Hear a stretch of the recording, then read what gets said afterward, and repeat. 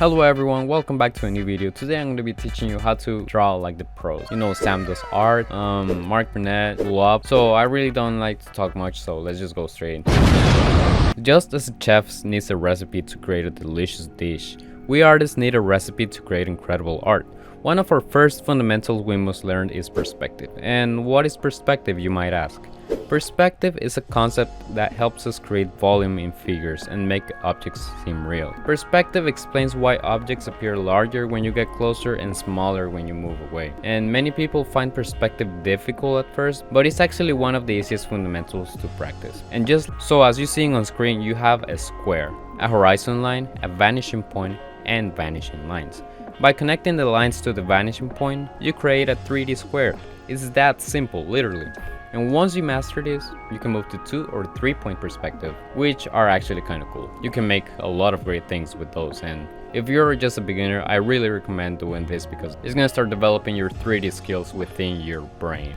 The second foundation is construction. This involves creating drawings either from imagination or using reference and constructing them accurately. The purpose is to learn how objects are built, basically. So in the future, you don't have to rely or depend on any external reference or help to make your drawings. Basically, drawing from imagination. Practice is essential to create a mental library of objects, and a good technique is to simplify complex objects into basic shapes like cubes, spheres, and pyramids, while keeping in mind their volume. And this is very important because most people are just going to be drawing like flat squares, circles. You need to actually draw spheres, cubes. You need to start thinking in 3D, not only in 2D. This is why learning perspective is crucial. It also shows you how to draw simple shapes and understand how they rotate in 3D space. Creating constructions with simple shapes is foundational for every visual artist. And I mean every single visual artist. If not, you're not going to make it very far within the art industry. I'll be honest with you. So I'm going to be uploading a new video soon talking about how you can actually get better at not only gestures but also anatomy and construction. So if you're interested in that, please hit that subscribe button and put the notifications icon down there, okay? And you will also be helping me grow this channel. Thank you a lot, guys. Like, without your support, I'm nothing, to be honest. Thank you. So our third foundation is gestures.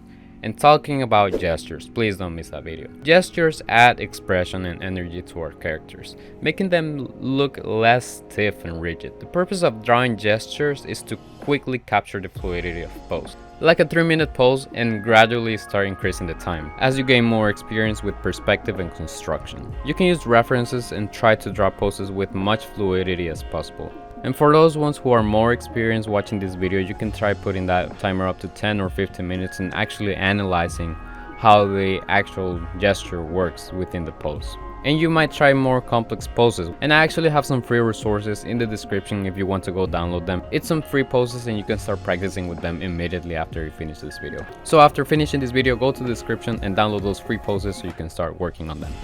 Our fourth fundamental is anatomy, and this one can be really challenging, but with practice it becomes a little bit more manageable over time. Remember, slow and steady wins the race. A common mistake artists make is that a unique style means you don't need to study anatomy. But even with stylized art like anime, understanding anatomy is crucial. Why? Because to make them look believable, you need to add the anatomy traits into it. What I usually do to practice anatomy is to use references and draw over them to understand the muscle structure, or practicing drawing the skeleton or deconstructing muscles to understand their planes and draw them separately.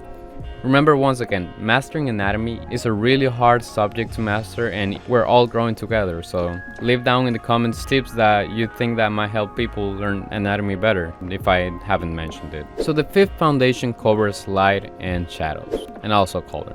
Understanding lights and shadows is pretty simple. It's about how light impacts your artwork, and you can start by practicing shading simple shapes, like starting with the darkest side and working towards the lightest. For colors, use tools like Adobe Color or Coolers to choose harmonious palettes, and trust me, I use them all the time to create my characters, and I'm going to be talking about that in just a second. This understanding is vital for making effective compositions, as light and shadow along with color saturation help direct the viewer's attention to focal points in your art. So the sixth foundation is composition, and this involves arranging elements in your artwork to guide the viewer's eyes to the interesting points. One simple method is the rule of thirds, which I really use all the time.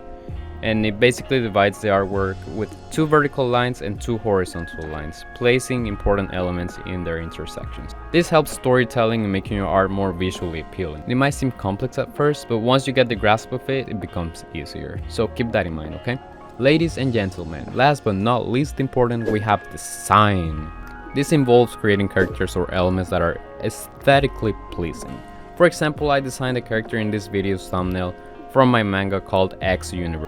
Going back to topic, when designing, consider the 3 types of shape languages. Triangles, which mostly mean danger, circles, which mean goodness, and squares, which means security. Combining these shapes can create interesting characters, and I often find a lot of inspiration in Pinterest, which is something that I really recommend if you don't do already.